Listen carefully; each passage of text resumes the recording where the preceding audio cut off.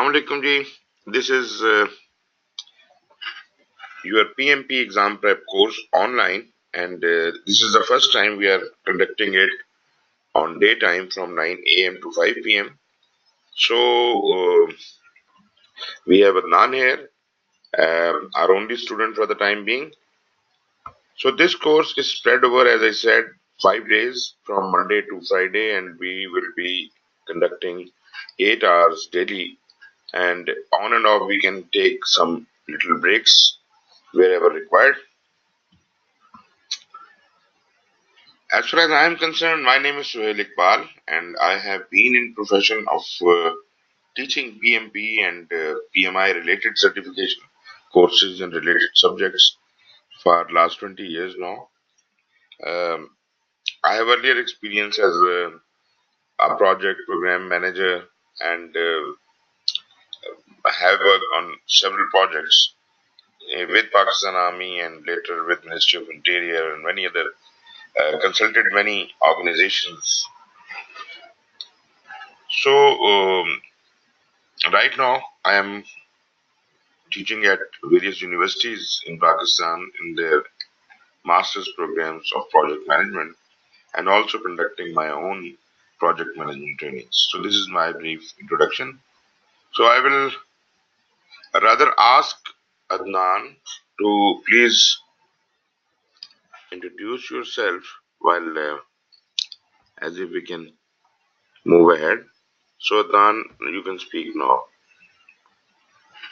So sir, my name is Sardar Adnan Rahim. I've been recently working with the Nokia Iran, to be specific. But just to review or introduce myself overall, I am a telecom engineer.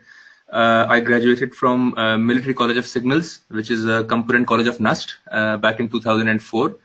And since then, I have worked as a radio optimization, radio planning engineer, and then team leader, and then a manager.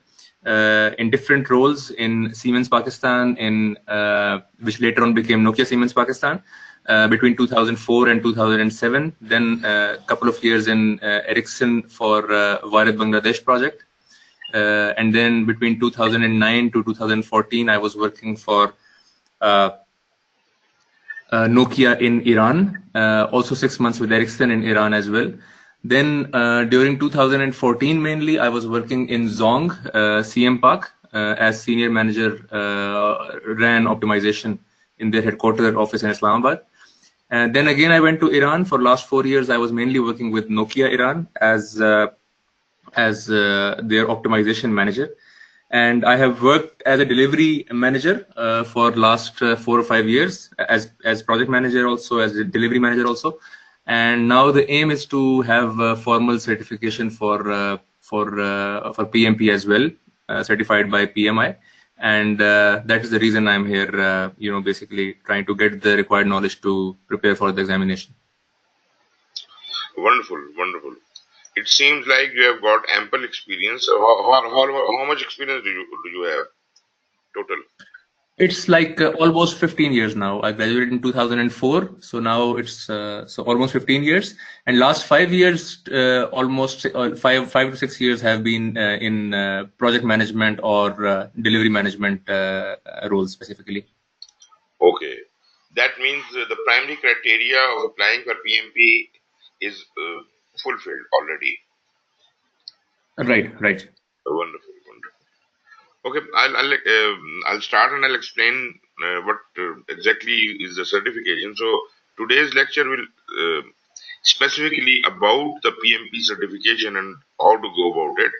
And Right. once I have explained that, then I'll move ahead with the later part of it.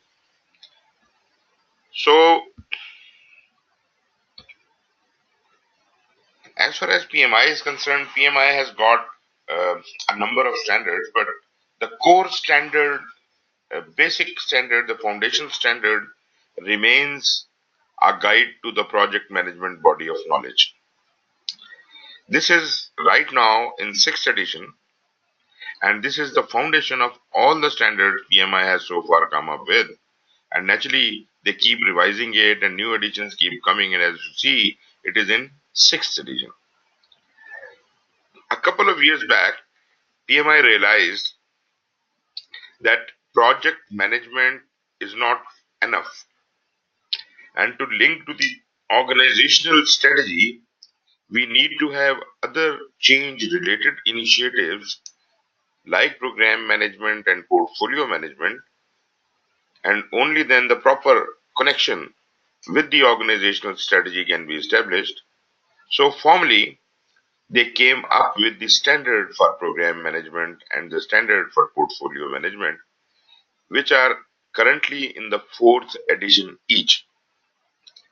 So, these three were considered the PMI core standards since then. But recently they have added another fourth standard, not exactly shown here, that is called the standard for organizational project management, which puts it all together. The project, program, and portfolio management put together are called organizational project management. So that standard talks about the combination or unification of all these three standards and how to link to the organizational strategy. So, beside these four core standards, PMI recently acknowledged another discipline which is very closely related with the project management, and PMI already had established a number of practice standards for business analysis. So they came up with a PMI guide to business analysis. That was a change because they are. This is not the core standards of PMI like these four, but it is almost of the same level in a different subject. But naturally, the role of business analyst and project manager somehow crosses a lot. As far as business analysis is concerned, naturally, we now have a foundational standard for business analysis, which is closely related with project management. But previously, PMI had two practice guides. One was business analysis for practitioners, and the other was requirements management. Now, you see, these practice guides were for the project managers as well as the business analysts because, as I said, their role cross each other at many places. Especially requirements management is as good a discipline for project manager as it is for the business analyst. Rather, business analyst might be more interested into it because they go into the depth of identifying the requirements even before the project has even taken birth. General business analysis practices, how to go about it, what all is to be done during the business analysis, that is covered in a practice guide. Now that the business analysis guide is available, both of these standards have been, you know, joined together into this business analysis guide. But what we follow in our business analysis course is usually uh, business analysis for practitioners. But anyways, that is another subject. I have shown you some of the practice standards. So here also we have some practice standards for project management. All those areas in project management which needed more elaboration and standardization, PMI had been coming up with the practice guides or practice standards for those. These practice standards include practice standard for scheduling, practice standard for project estimating, for earned value management, for project risk management, configuration management, work breakdown structure. You see, a practice standard is better than a practice guide, and a guide that is, um, that is a core or the foundation. A standard or a guide is a core or a foundation. So if I want to prioritize this, okay, you cannot see any screens. No, sir, I cannot see any screen actually. Okay, I'm sorry for that. Let me check again. Please confirm when you see the screen. I will go back. Yes, now I can see the screen. Thank you.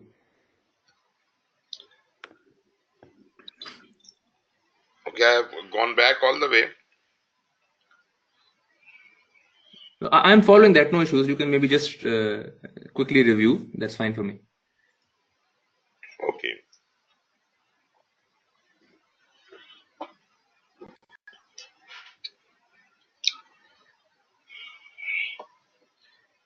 Right.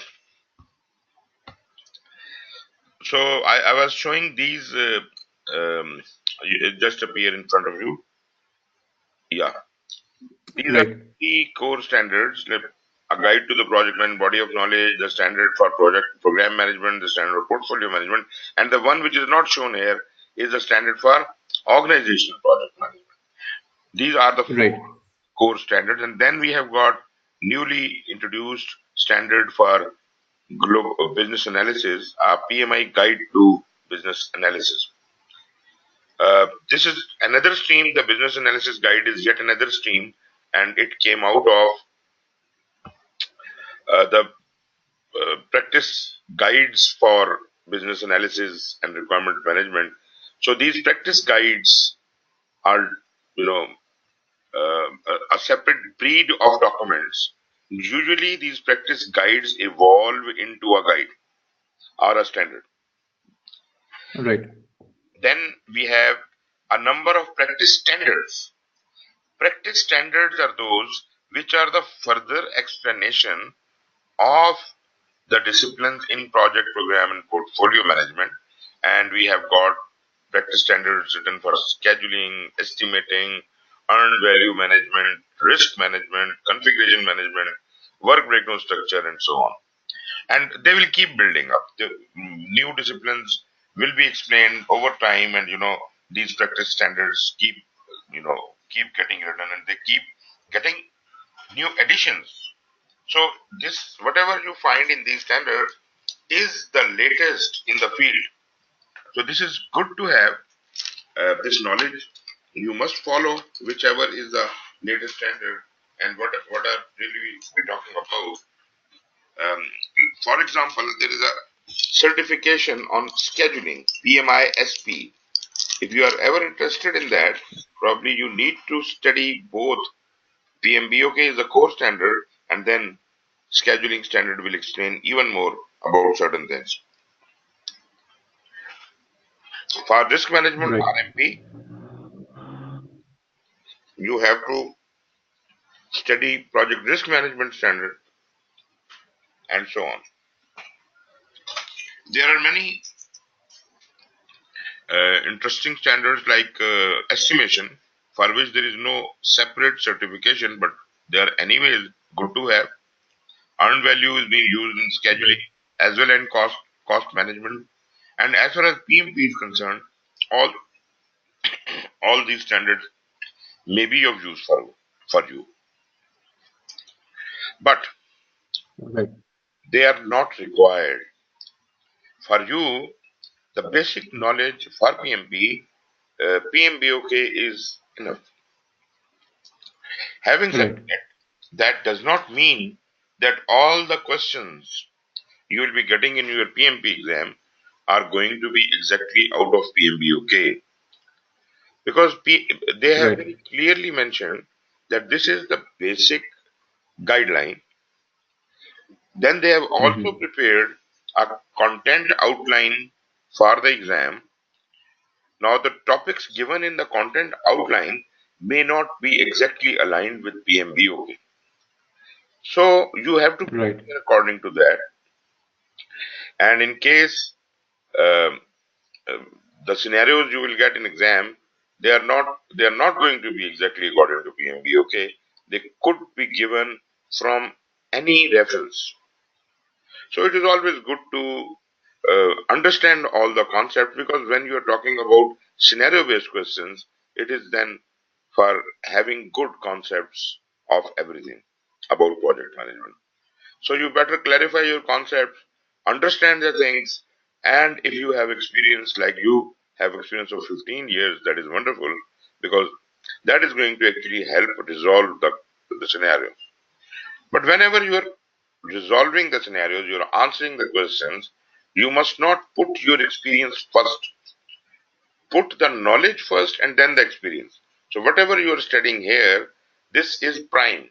This is the correct knowledge of project management, and this is what you have to consult first.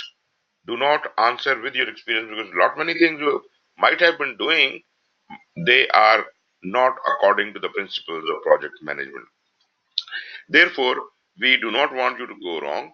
First, refer to the knowledge, whatever you have studied, the concept you have clarified, and if something you don't find there, or something you agree, but still you want to add from your experience, that is wonderful.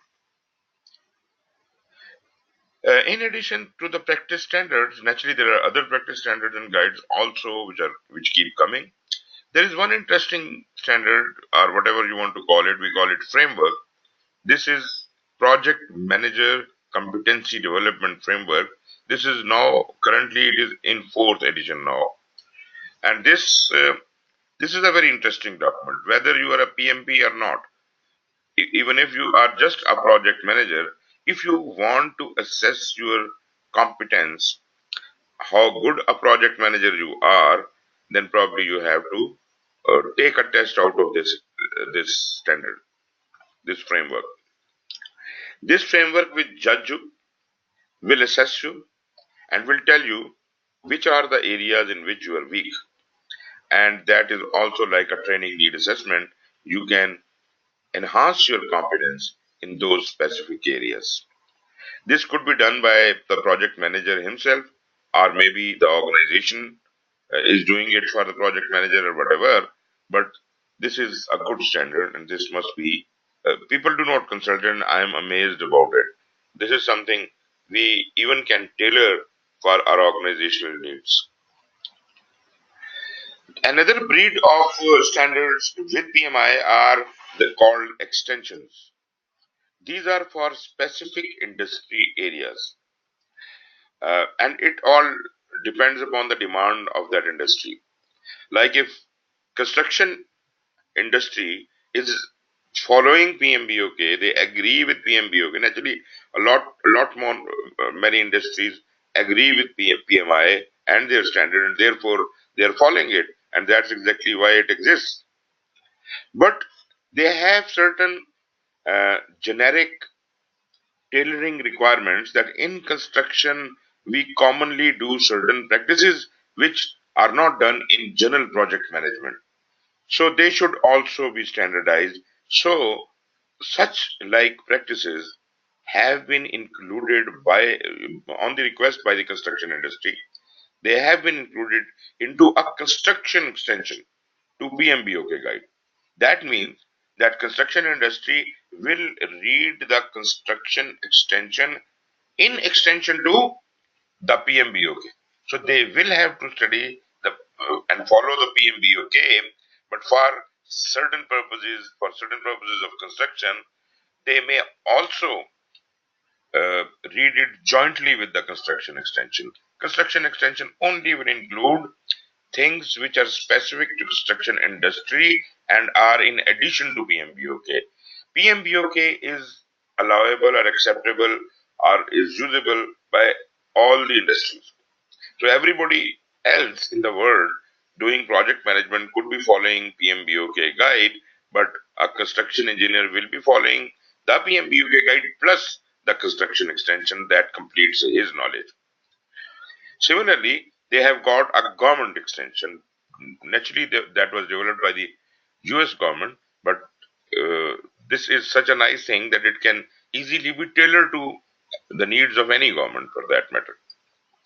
And if at all we have any intention of doing that or making a standard for the government, we can study other standards, we can study other developments worldwide, and we can create our own standard.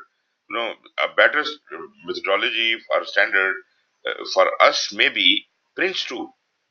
UK government has created that wonderful methodology, or it is more like a standard, and it is in vogue in United Kingdom for quite some time now, since probably 1970s or so. But we are still following the old way of, way of working in projects in Pakistan. Um that is not a difficult job to study this government extension, PMBOK guide, Prince 2, and other standards like that, and analyze and tailor things according to our requirements. But probably nobody is interested in doing that. Then we have got software extension. Very recently it came up, and this extension is naturally for the IT and software developers. And again, the purpose is same. In addition to the knowledge of PMBOK guide, they would like certain things added to this extension to be used by the professionals in software industry.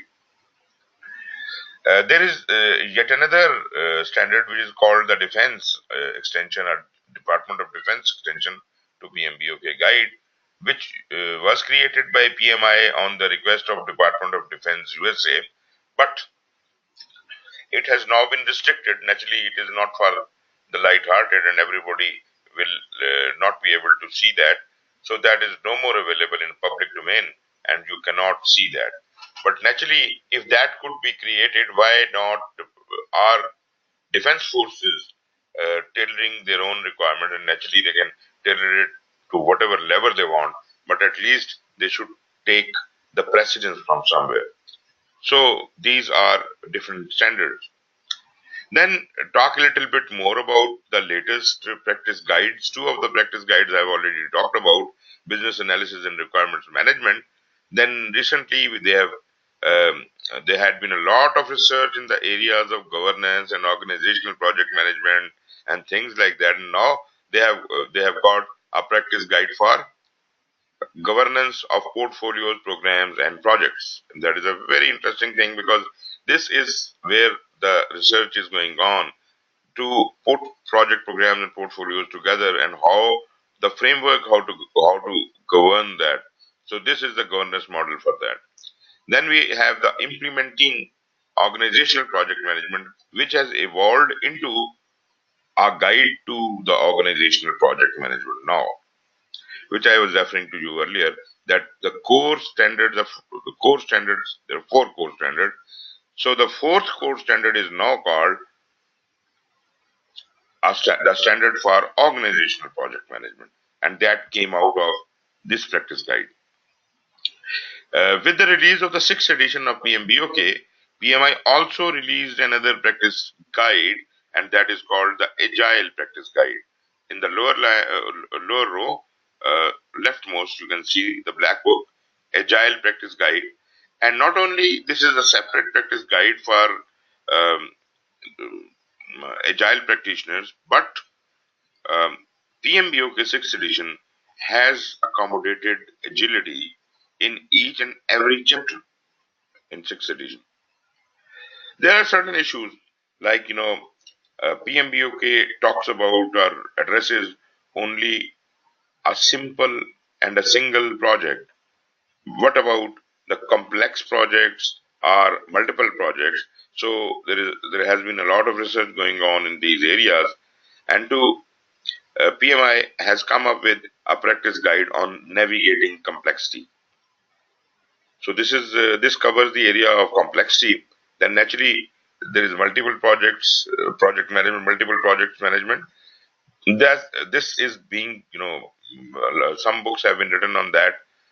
Not standards, I mean, but some authors have written some books on that area, and PMI has consolidated that in shape of, like, you see, the portfolio program project concept, the organizational project management concept, and this standard, this practice guide, managing change in organizations, also relate to that, but at the same time, it also relates to the relationship of organizational project management with the organization.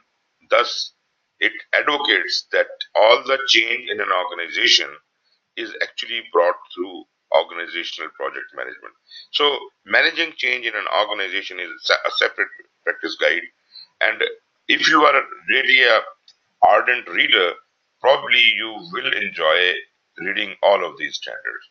And when you are a PMI member, and you must become a PMI member before going for your PMP certification, um, all of these standards and of standards of future to come, they will be free for you. You don't have to, electronic version is free for all the members.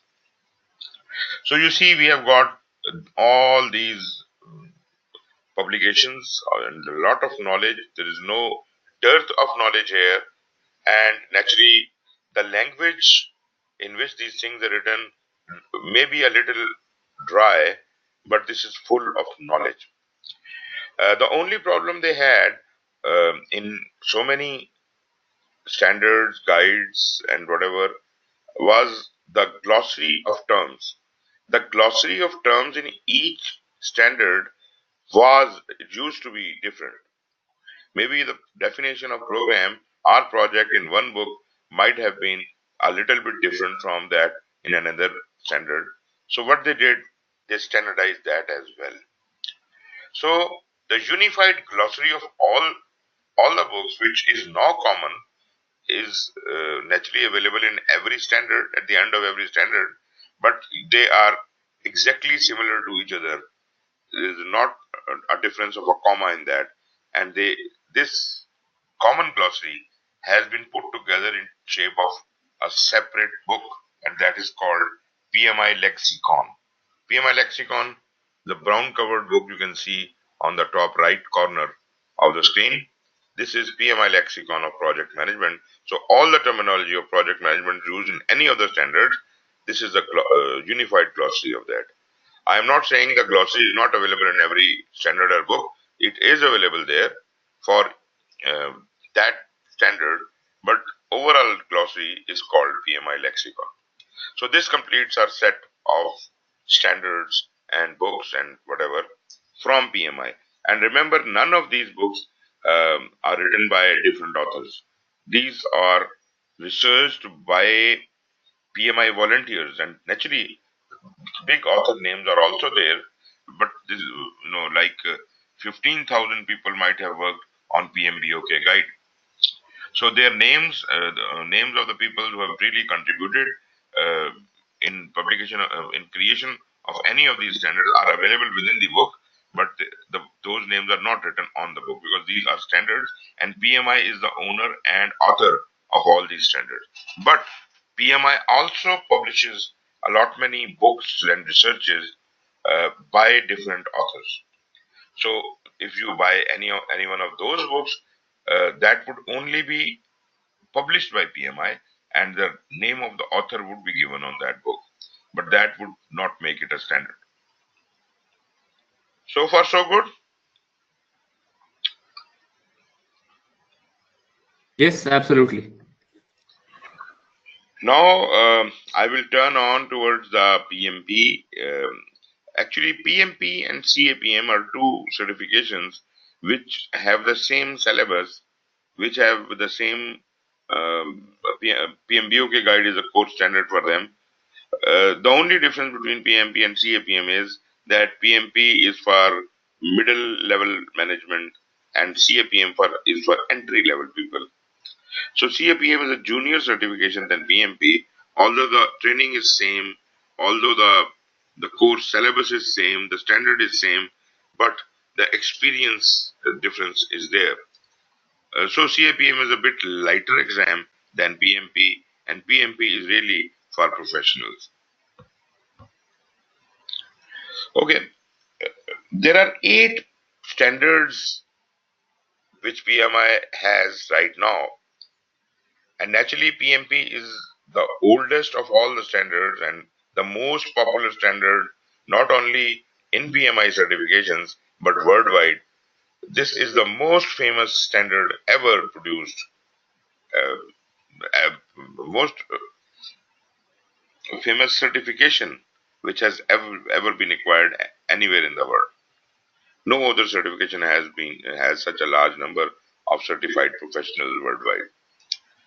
So we have got PMP, we have got CAPM, then PMI also have got specialized certifications like scheduling professional, like risk management professional, like agile certified professional, like professional in business analysis, and then program management professional, portfolio management professional.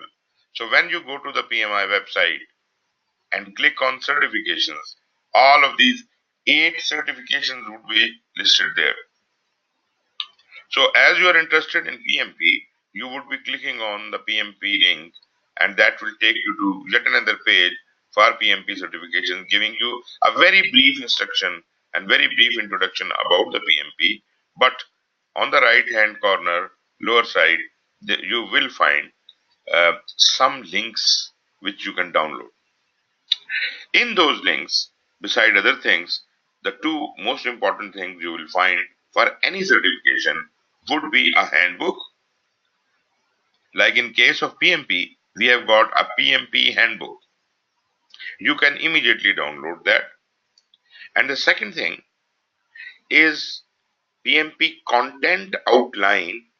That also is a very important book. You must download that as well because that is your syllabus. That is your syllabus. PMBOK is not your syllabus, as I told you earlier.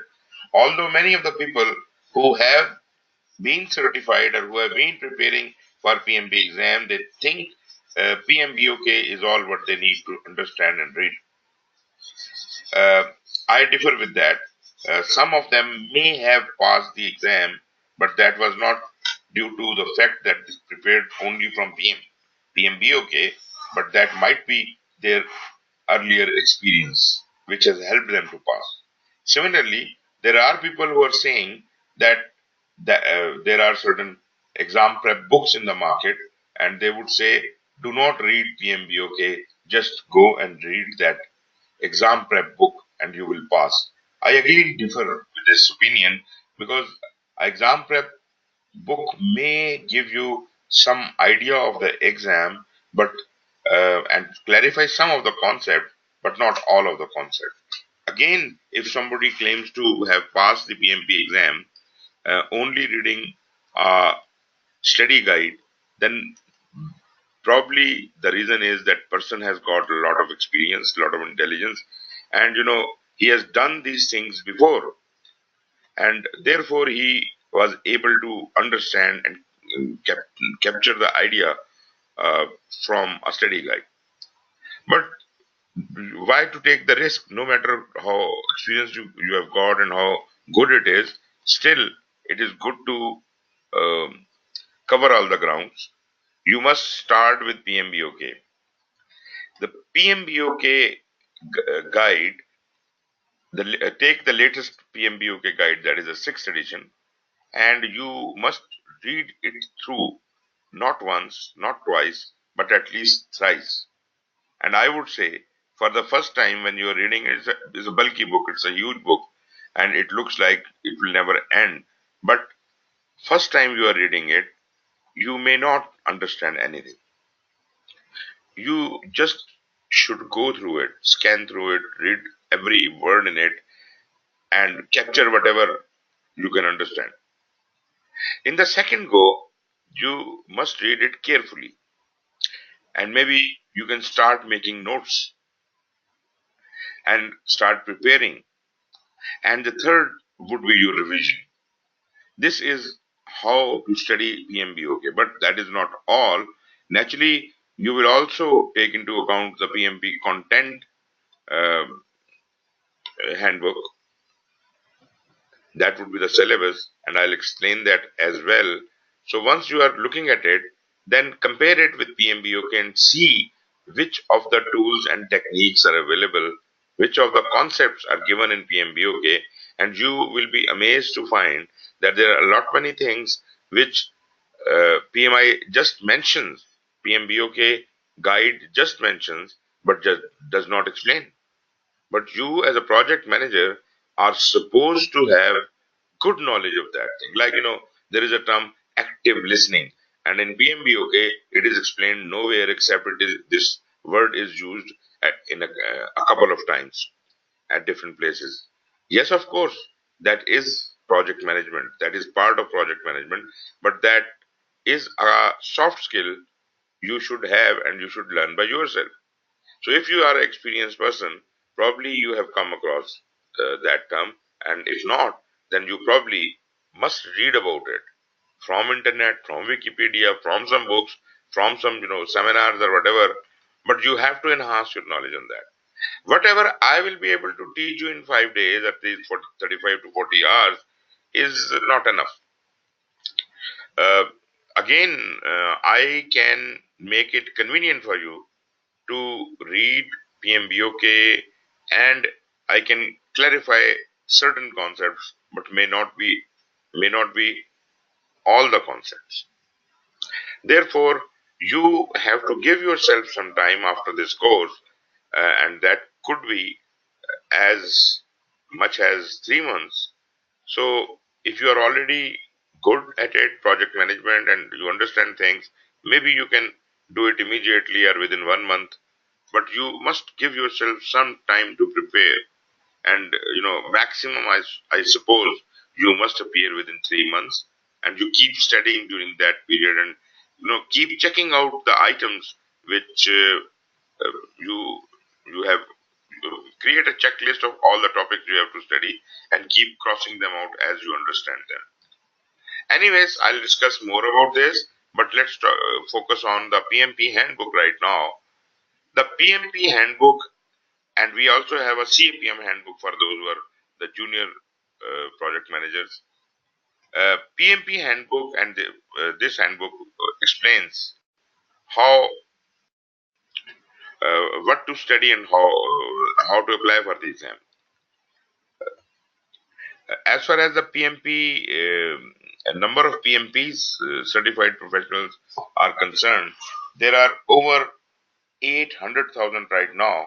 I think this is kind of 8.5 something like that, 8,50,000 or something.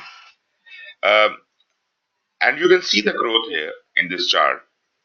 Back in 93, there were hardly 1,000 PMPs worldwide.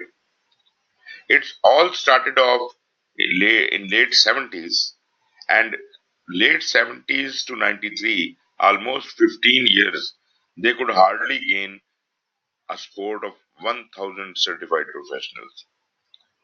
And then in 1 year, just in 1 year from 93 to 94, it was almost doubled. And then, since then, the number of PMPs have been rising constantly. You see, when I joined PMI, I did my certification.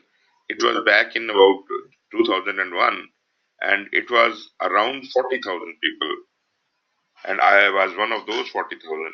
And now, right now, there are more than 8,50,000 people who are certified as PMI professionals.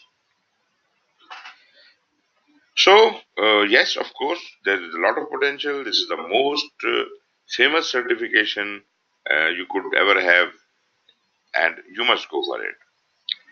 How does a certification come into being as far as PMI is concerned? PMI, it is all the matter of demand and supply. PMI has created a standard which is mutually agreed by all the professionals. PMI did not write it by itself.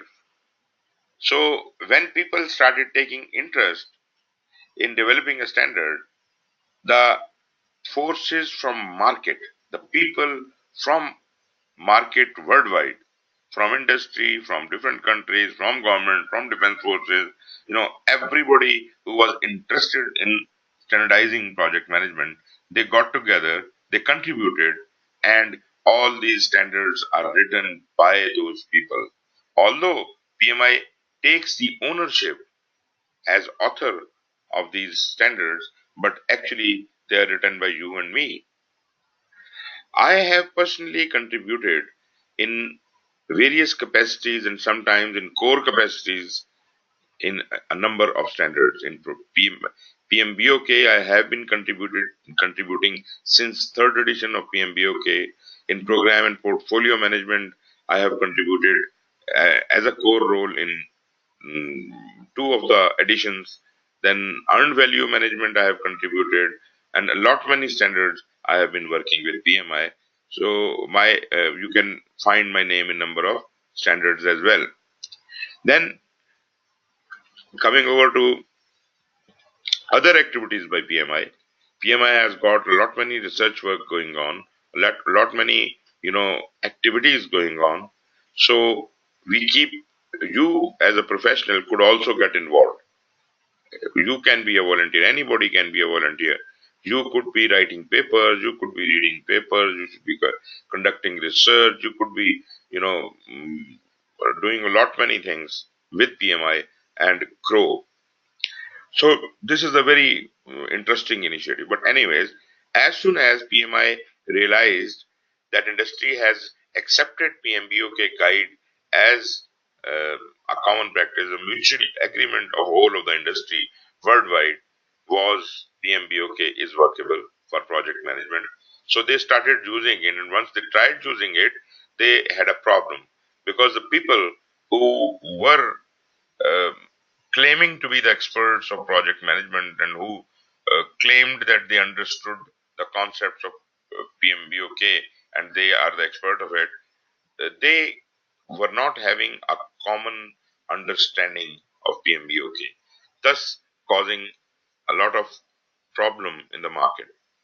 That was the time when organizations in the industry started interviewing people or testing people uh, for their project management skills as per PMBOK. But naturally, every organization had their own mechanism, and there was no unified method to certify or select an individual. So at that very time, there was a lot of market demand for a unified certification on project management, and PMI came to the rescue. So whenever such like situation occurs, for any certification need is rampant in the market, PMI comes into play. They conduct a market research, and this market research is conducted by a third party. It is not conducted by PMI itself, or it is not by any of the users. But uh, PMI hires a company, a reputable company, experts of research, market research, and they are to conduct a global survey of professionals worldwide. This survey is conducted after every 3 to 5 years, and it not only finds the business case or the feasibility of going into this certification if it is not already existing, but it also identifies the requirement of knowledge, skills, and competencies of a good project manager from the industry. So it is not about how much you know PMBOK, but it is about what is the need of the market. So all those requirements, how a project manager should look like, what should the knowledge he has, what should the skills and competences this person have, this is defined as the job role. So based on that, the exam specifications will be developed. So there are two purposes of the market research. Number one, is there any need to come up with this certification or to amend this certification? And number two, what are the characteristics of the project manager a PMP must be tested for? So once the business case is okay, once the market research has concluded what all has to be included, so in step two, PMI develops a team of volunteers for developing the exam specification, which is based on the market research. So all the characteristics they have noted from the survey, the global survey of professionals, these are expected of a project manager. So they will list it down as various tasks the project manager should be able to do. And those tasks are included in the exam specification. And once completed, this exam specification is your syllabus. This is the content outline which you should be downloading for PMI and should be using as a checklist as if you have prepared for each and every one of those items or not. So this provides a blueprint for the exam content. So far the exam has not been developed, but based on this exam specification, in step 3, another team of volunteers and subject matter experts sit down and they start writing questions in accordance with that exam specification. Once that is done, and if this is a new certification is introduced for the very first time, then PMI needs to conduct a pilot exam. So this credential exam is piloted, meaning it is not open for public. It is only offered to a small number of people who attempt this exam, and based on how they have attempted, PMI carries out further research as if whom to pass and whom to fail. What should be the level of difficulty? How um, uh, how much marks in each area a person needs to have, and what should be the pass percentage? So when you appear in a pilot exam, you do not get your result immediately. It takes about 4 to 6 weeks for your result to be released. But then, when PMI decides whom to pass and whom not to pass, they establish their rule for future. So whatever they have found out of it, they will then release the credential to general public, and they will all be governed by the result of the pilot exam. And therefore, anyone can then appear. Now, this is when a new certification is released. What about a certification which is being revised? Uh, Naturally, in market research, after every 3 to 5 or 5 to 7 years, it is called role delineation study. In that case, that is the role of project manager changed in the last 5 to 7 years? If yes, then the exam specifications are revised, new exams are developed, and then they are released not as a pilot anymore, because the pilot had already been done. So the criteria of pass fail has already been established.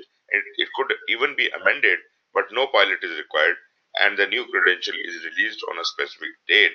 And naturally, it is announced and it is known to the people that exam is changing from that date onwards. So that's how this whole thing goes on. And you see, this continuous credential care is taken care of, like,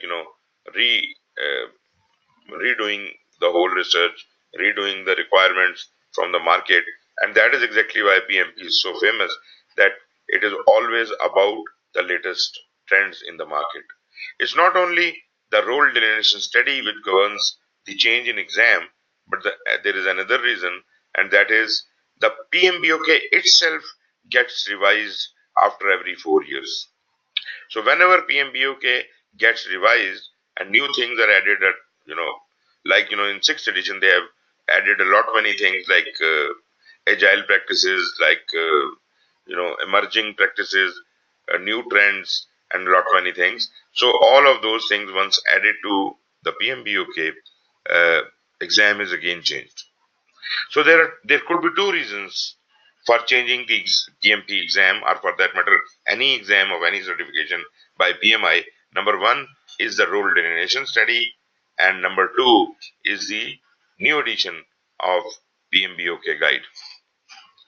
So this is about the cycle, how and why these certifications are created.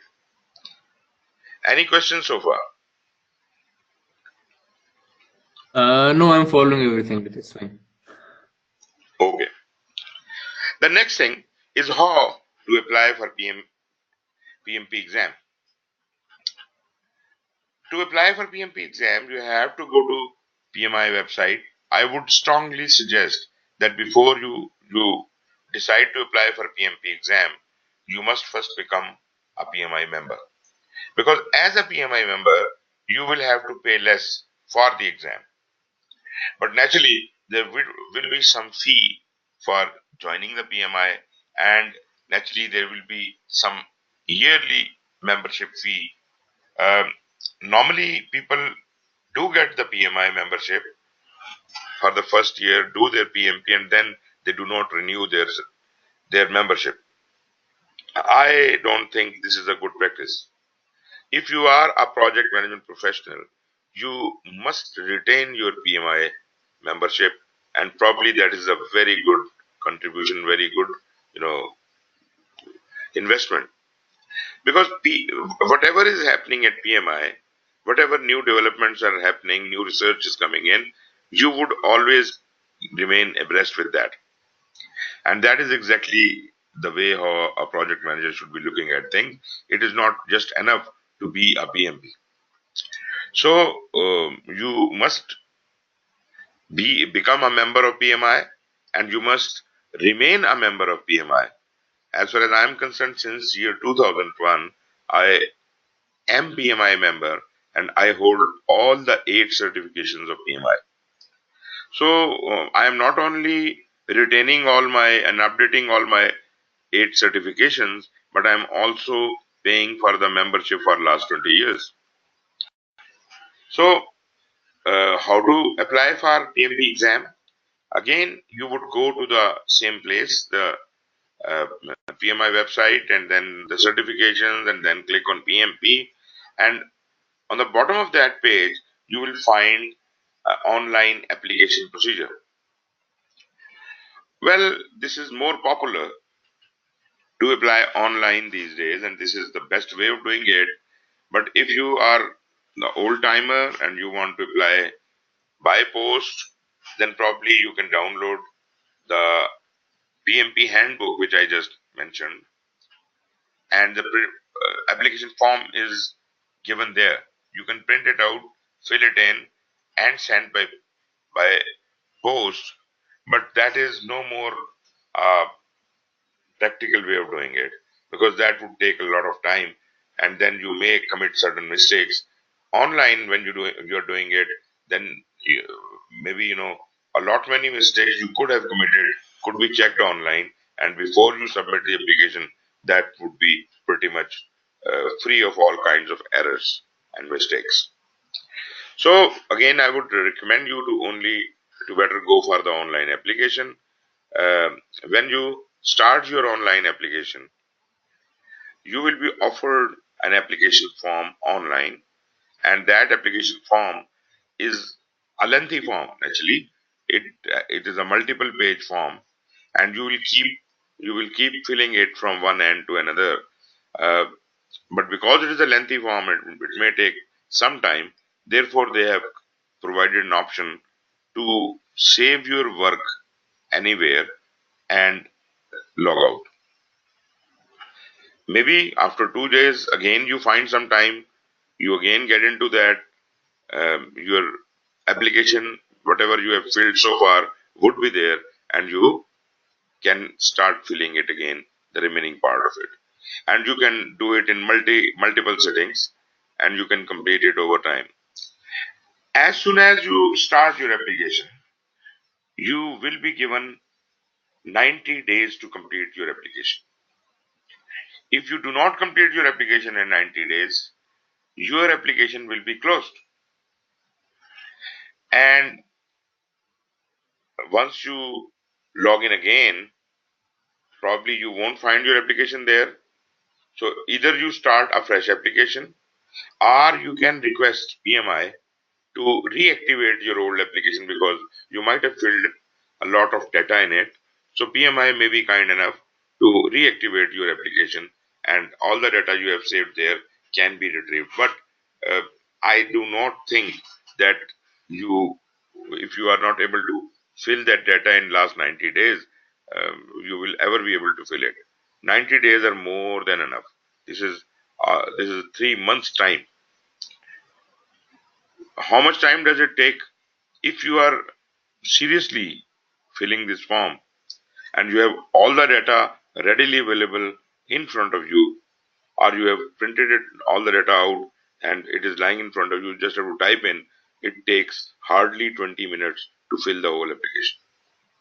But naturally, there are a lot many things. If they are not available in front of you, you may have to go back, get a certificate or form, or you know some documents have to be consulted. So Let's give and take 5 days. You can retrieve all the data in 5 days and fill this application and submit it. 5 days is more than enough. So once you have completed your application, make it sure that everything is complete and correct. Do not give any wrong information. Do not give any approximate information. Whatever is true must be written there.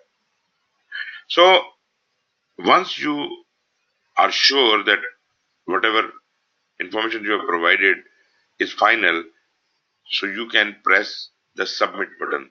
It will confirm twice from you whether you really want to submit, and if yes, and if it is submitted, this is out of your hands now. This application is gone to PMI. PMI will get back to you within 5 days, and during these 5 days they might be doing the application completeness review.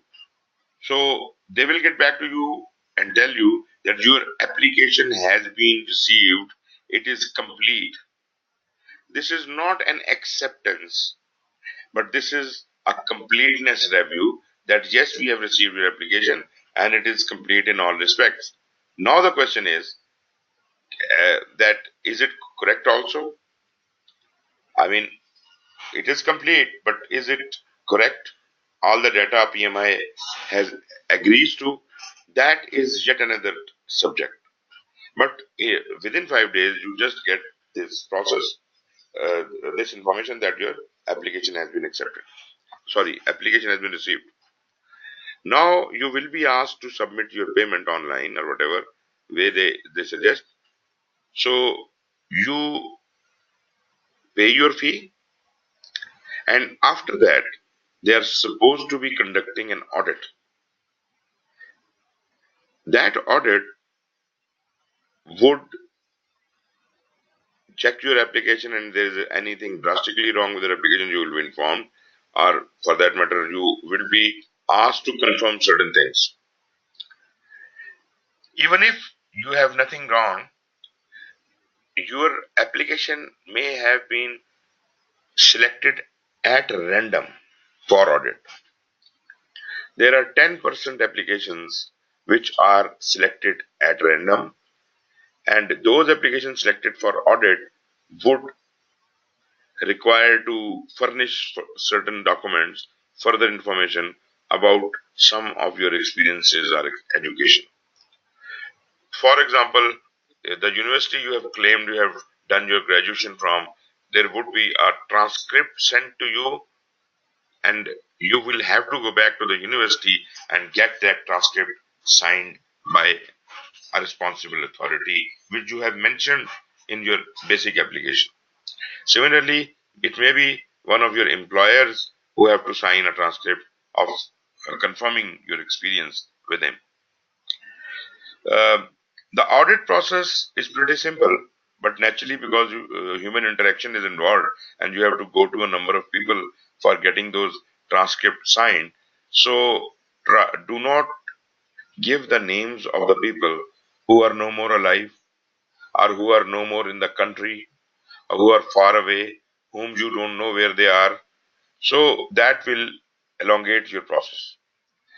PMI allows that if a certain person who was your boss or whatever is no more available in the near vicinity, you probably can give the name of another senior person from the same organization who knew that you have worked on this project.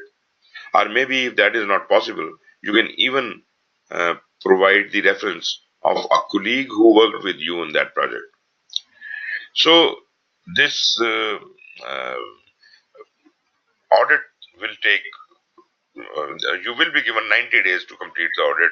But again, I would say 4 or 5 days are enough to reach out to all those people and get these transcripts signed. Now, once they fill in the transcripts and sign them, this is a confidential activity. You are not supposed to be the privy of whatever they are writing in the transcript. So they are supposed to uh, put the signed papers into a sealed envelope. Into an envelope, they will seal it, sign it, and hand over the sealed envelope to you. You will collect all the sealed envelopes, and along with other audit requirements, you will put it all together into one single envelope and send it to PMI. This should be done within 90 days. And as I am saying, uh, practically, it shouldn't be taking more than 5 to 7 days. Once you have done that and you have sent this document, naturally it will take some time by courier to get to PMI Philadelphia office. And after they receive it, they require another 5 to 7 days to evaluate your audit. And within 5 to 7 days, you will be given the result whether your audit has been accepted or not. If not, you will be advised what to do next. Whether you have to go through the whole process or to do what, or maybe if you do not have, if your application is rejected, they will reimburse a portion of the money you have submitted because the processing fee will be deducted. The audit processing fee will be deducted, and the remaining money you can get back. Mostly it doesn't occur. Mostly, if you fulfill the audit requirements, most of the cases this is accepted. I have so far not come across more than one cases in 20 years where I have heard somebody's audit was rejected.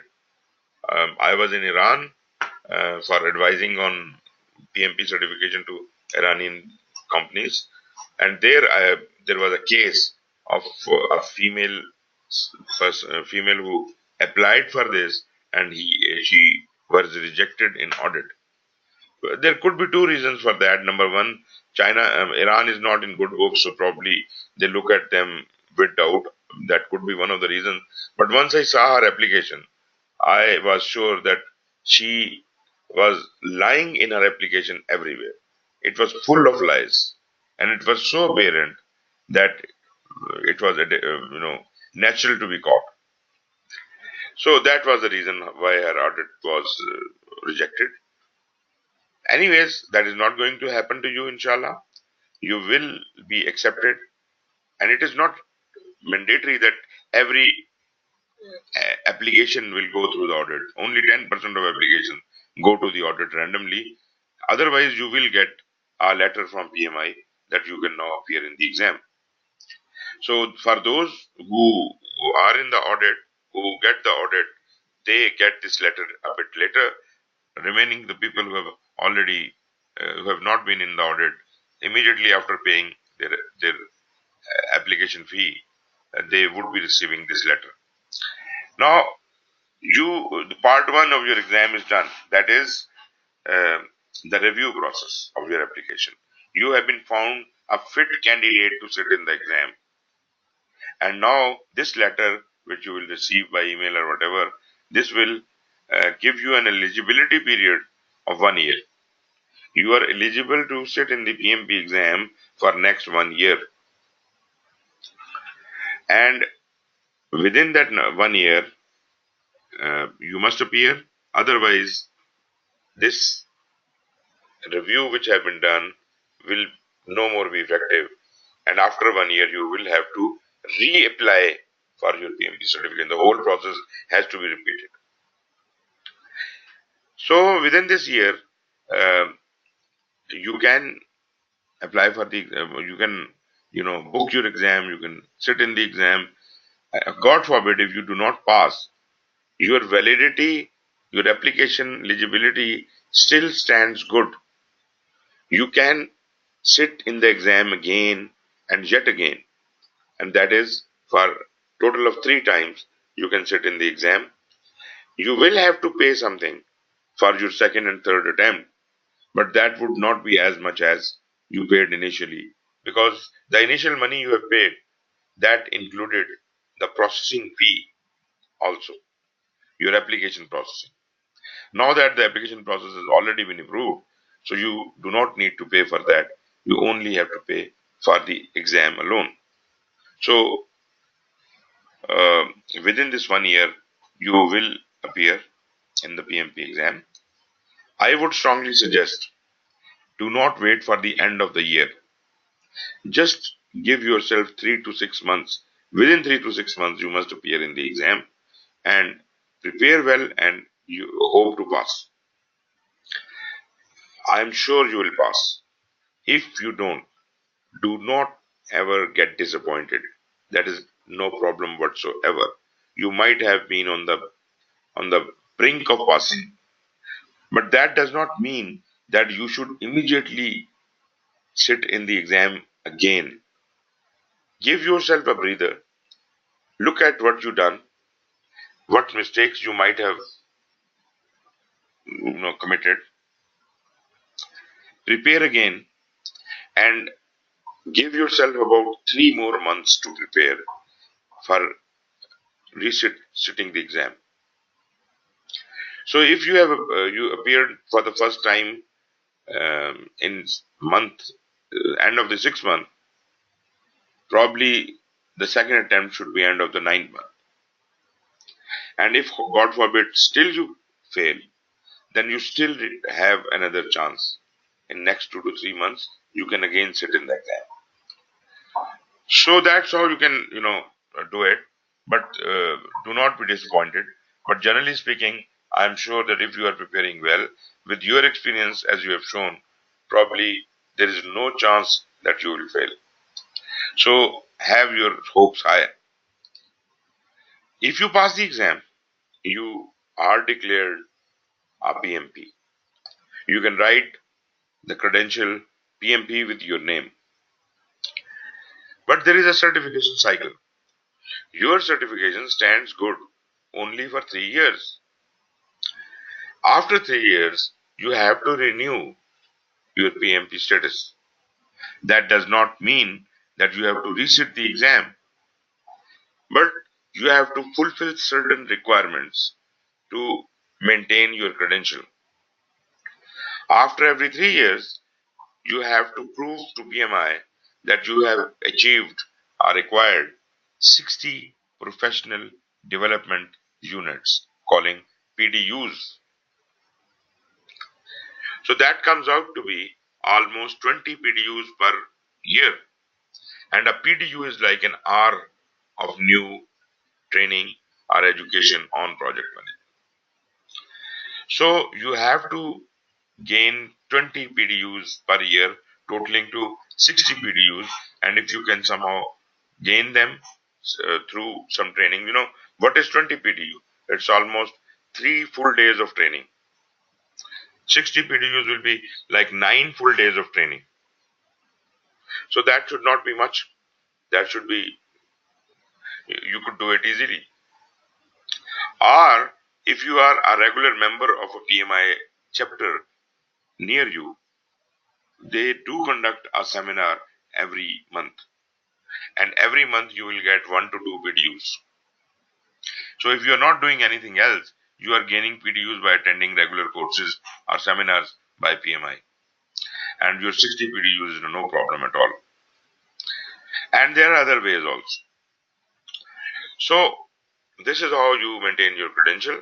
Once you have achieved all the 60 PDUs, you can register these PDUs online in your account of PMI, and PMI will have a record that how many PDUs you have so far completed, how many are left, and if your PDUs are complete, you will be asked to renew your credential by paying $60 as a member, and if you are not a member, you will have to pay $150. You see, if you became a member in the first year and did not renew your membership, then by the time the credential cycle is complete, you are no more a member. Then probably you will have to pay $150. Your credential will be renewed for another 3 years. You will still be a PMP for next 3 years, and this you can keep repeating after every 3 years. What if you do not renew due to certain reasons? You do not renew your certification, and despite the warning by PMI, you skip, you could not complete your 60 PDU. After 3 years, you will be sent a letter and an email and all that, suspending your PMP credential, meaning you cannot write PMP with your name, but it is under temporary suspension. You are on suspension for 1 complete year, and this is your last chance. Complete your 60 PDUs now and reclaim your PMP status. So if you can complete your 60 PDUs in that period, as soon as you can do that, you will get your PMP back. You just pay the renewal fee and you are done. You have regained your PMP status. But if you waste this 4th year, this 1 additional year given to you, then your credential will completely expire and you would not be a PMP anymore. If at all you ever desire to become a PMP again, you have to go through the whole process yet again, like application from step 1, submitting a new application. So this is how you apply for PMP certification. For CAPM application, actually, it is not for you. We have got a similar kind of procedure. I have 2 or 3 questions on the previous slide, if it is possible for now. Yeah, of course. Yep. Yeah, one is about the, for example, the venue of these tests. I mean, Pakistan is a venue where we can give this test, or we have to go abroad to sit in the exam. In Pakistan, these tests are conducted not only in Pakistan, worldwide. They are conducted in 7 prometric testing centers. We have a number of prometric testing centers in Pakistan, but 3 of them have been allowed to take PMI certification exams. One is in Islamabad, one is in Lahore, and one in Karachi. So you can sit the exams in any one of these stations. And I mean, they are held every month or every quarter, these exams? These exams can be taken any time you feel like, any working day. This is your choice when you. Right. And one more thing about the references. I mean, to launch the application, you mentioned that we will have, maybe I need to submit my experience certificates and other things. And you mentioned that they might need to get it. I mean, the probability is low, but they might need to get it verified physically from the person whom I'm referring to. The problem is I have been working mostly abroad. And even abroad, I mean, those people, for example, I was working for Nokia Iran. Now, many of those people might have been transferred from Nokia Iran to, I don't know, some other country for Nokia, or maybe they have left Nokia and joined another operator or something. So the people I work directly with, it's not that easy to approach them, especially for a physical mail or that kind of verification. So email verification doesn't work for them? No, not at all. You have that will take a bit more time, but you see, there are 2 ways. Number 1, Nokia is there. Nokia company is there, right? Yes. So you can contact anyone in Nokia in that region who can confirm that this project was done and you were on that. But that's it. If that's not possible, any one of your colleagues, maybe that colleague is in Pakistan right now, you can name him as a contact. And even if that's not possible, you can go to the Nokia Pakistan and ask someone to be your reference and confirm that yes, you have done this. Right. But these references you have to give beforehand, I mean, while you're submitting the application. Yes, of course.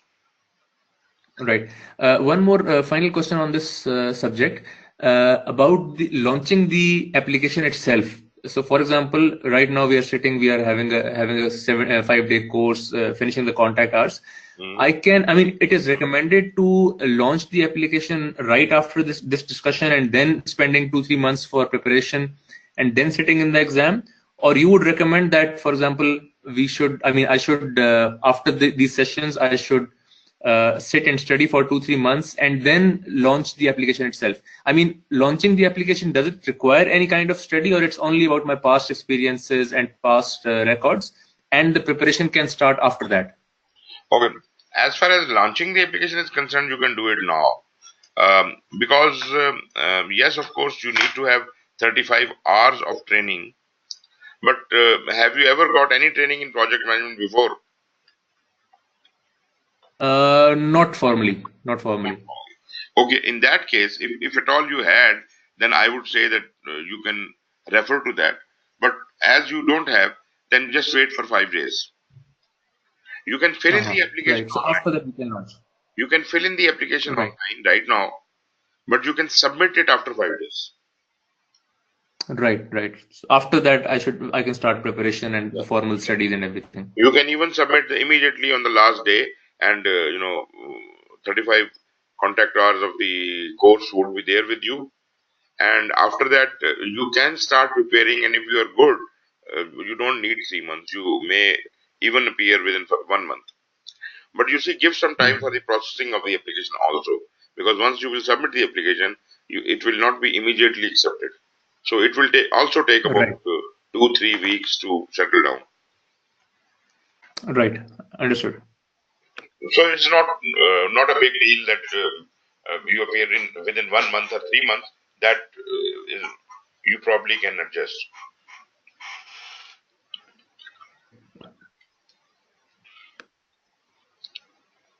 Right. Should we move on? Yes, please. Okay, the remaining slides in front of you are just the explanation of what I have already told you about the role delineation study, what do they check, and what all it is. I would stop at this slide, which is the eligibility requirement. For PMP exam, this is open for two kinds of candidates. One who have 16 years, 6 years of university education, a total of 16 years of education. And then the second type who do not have the university education. I mean, who are not the graduates of 16 years of total education. For those who are the graduates, well, meaning you have 16 years of education, you just need to show 3 year experience, which is 36 months of unique, non-overlapping professional project management experience. That means that you cannot show two simultaneous projects. And if at all you show two simultaneous projects, the overlap time will not be counted towards both projects. It will be counted towards one project, and the other project will be considered starting after the first project has completed. As you can see in the diagram below, the overlap period is counted towards only one project. Then, between your experiences, you may have gaps. Like in project 2 and project 3, there might be a period in which you are jobless or you are not employed on a project. So that is very much possible. But you have to show for these 3 years of experience at least 4,500 hours of spent in leading and directing project tasks. In some capacity, you must have been leading as a team lead or the project lead or whatever. So 4,500 hours you require. So you have experience of 5 years in managing projects. So probably this should not be any problem for you. 4,500 hours in 3 years means about 1,500 hours per year, and 1,500 hours per year is much less than what you actually work in 1 year. You actually work about more than 2,000 hours per year. So 1,500 hours is all possible, fine. And even if you are unable to complete 1,500 hours per year, no problem. You should have 4,500 hours, maybe spread over 5 years, 4 years, whatever. So the minimum requirement is you must have 3 year experience and 4,500 hours of leading the projects. And third requirement is 35 contact hours of formal education, that this training will count towards that as well. If you are not a graduate, which probably we should not be discussing, but just to tell you, the requirement is not 3 years but 5 years. And it is not 36 months, 60 months. Naturally, 5 years have 60 months. And the total number of hours you must show your experience is 7,500 hours.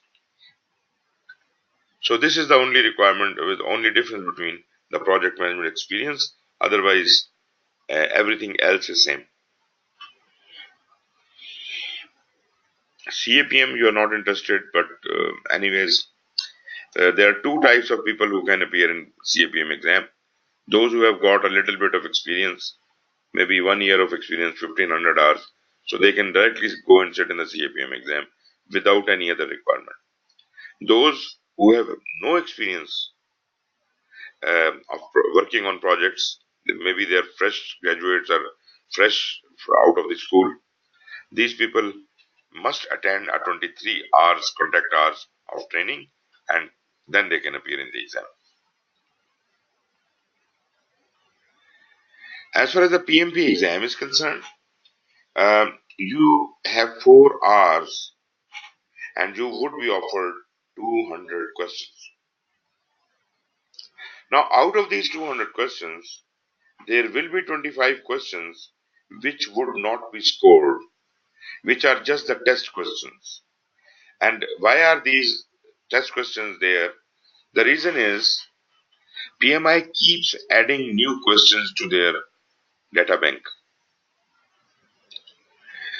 And before any new question is physically added to the scored question database, these questions are thrown to various candidates as to see how good the question is, how many people can reply to this question correctly, what is the difficulty level of this question. So these 25 questions are for that purpose, and they will not be scored. Only 175 questions out of the 200 which you will be receiving, they will be scored. But the problem is, do you know which are those 25 questions? The answer is no. They are mixed into all the questions, and therefore you have no way of knowing which are those 25 questions. So for all practical purposes, you will be offered 200 questions and you will be doing 200 questions, and you can't just claim that this question must be an unscored question. Therefore, it doesn't matter. Everything matters for you because the pass percentage is very high. You can't take chances. So, if you believe me, you must go so well prepared that you should be easily able to attain 85% marks. If you can do that, nobody can fail you. So, out of 200 questions, if you want to achieve 85% marks, that is 170 questions out of 200 must be correct. But you see, you must be very well prepared. For CAPM exam, the exam is 3 hours, questions are 150, and 15 questions are unscored. I would rather like to skip all these slides because they just show you what standard, and PMP exam is taken in accordance with the ISO standard 17024 and so on and so forth. So let me jump to the course outline. So before we can move on to the course content outline, if you have any questions, we can take those. I'm fine, thank you. Okay. Let us have a little break, and maybe you can give me half an hour or so, because I would like to do some chores. I will be going to the bank. Sure, that's fine. So after check me after half an hour. If I'm Sure, not that's back, fine. That's fine. I'll be back after another 15 minutes. But if I'm not back, then you can call me and we can start. Sure, that's fine. If not 11, then 11:30. But I'll be back. I understand. Thank you very much. Okay, most welcome. I'm closing this session. I'll start another session after that. Okay, take care.